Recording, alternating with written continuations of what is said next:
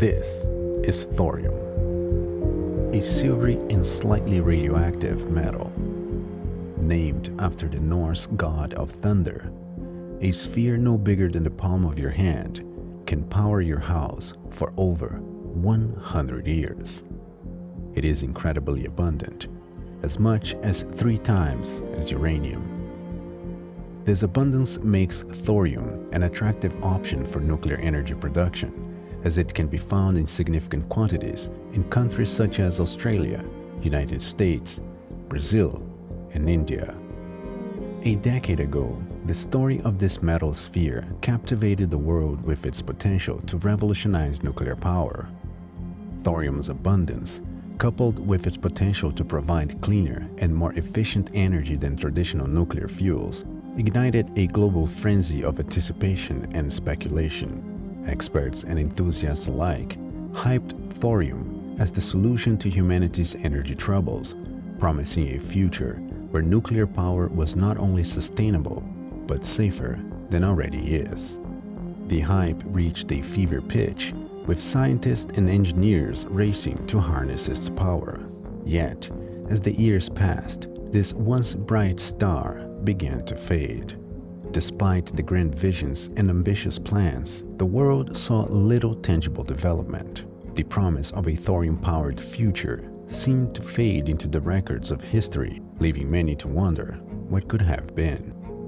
As the need for clean, sustainable energy grows ever more pressing, the question remains: will thorium rise from the ashes of its unfulfilled promise, or will it remain a tantalizing dream forever out of reach?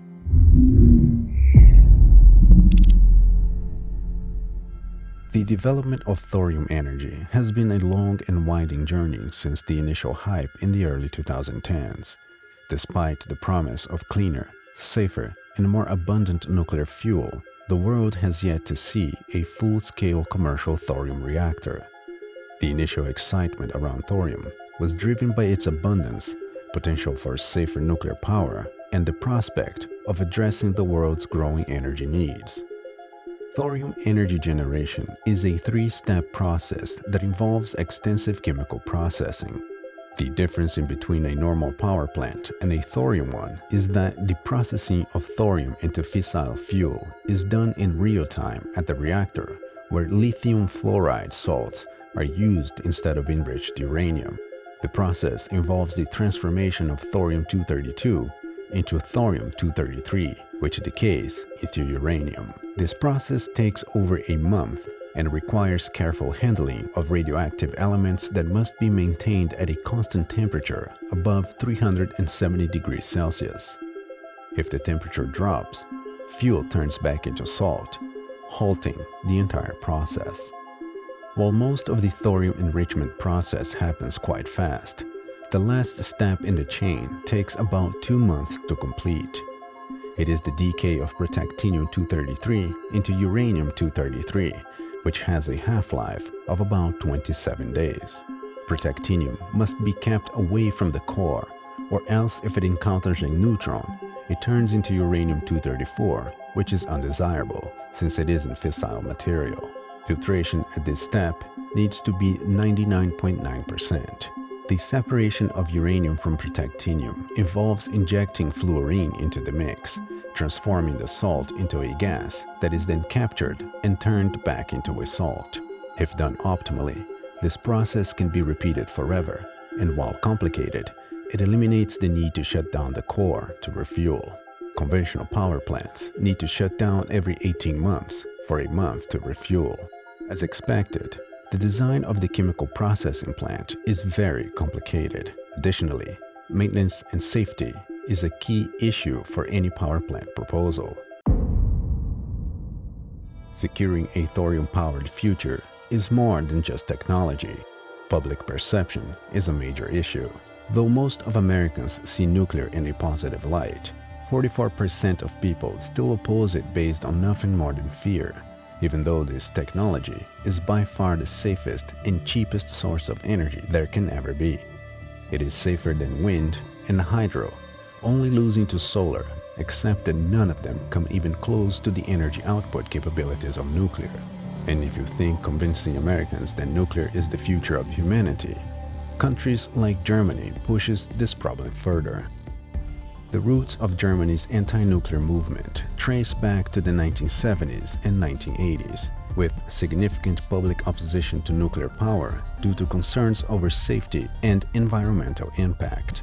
This movement gained momentum following major nuclear incidents such as 3 Mile Island and Chernobyl. They further fueled public anxiety and skepticism about nuclear power. In 2000, the German government pledged to stop using nuclear power, and by 2011, a decision was made to accelerate the phase-out following the Fukushima nuclear incident in Japan. The final shutdown of Germany's nuclear power plants in April 2023 marked the end of a decade-long debate over the role of nuclear energy in the country's energy mix. The move was celebrated by anti-nuclear campaigners, but criticized by most as a step backward, as it reduced the availability of low-carbon energy sources. In the months following the shutdown, Germany faced challenges in meeting its energy needs, particularly during periods of high demand. Critics argued that the decision to shut down nuclear power plants had contributed to power blackouts and increased reliance on fossil fuels, especially coal, which is a major source of carbon emissions. As of 2024, Germany continues to grapple with the challenge of transitioning to renewable energy while maintaining energy security and reliability.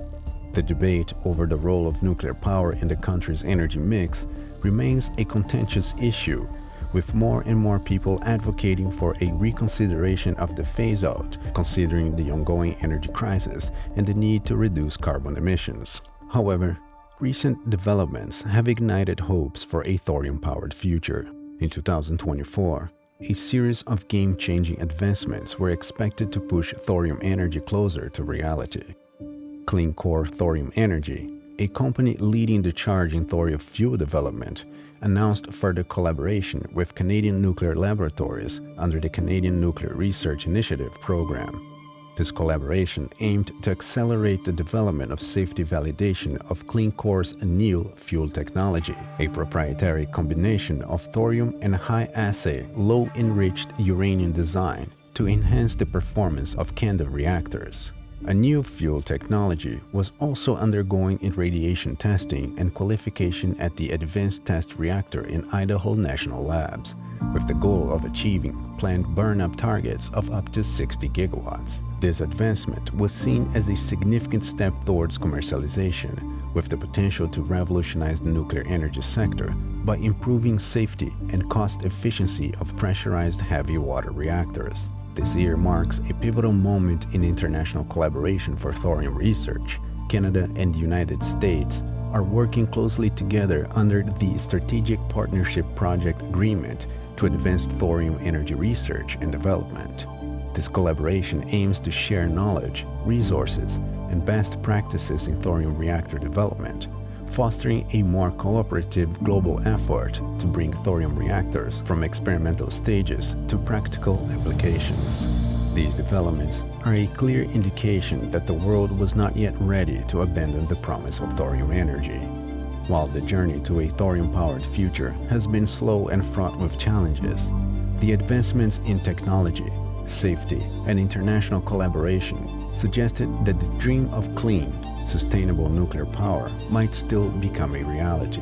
Whether a promise of a thorium-powered future will finally be realized remains to be seen. But the development in 2024 shows that the journey towards this goal is far from over.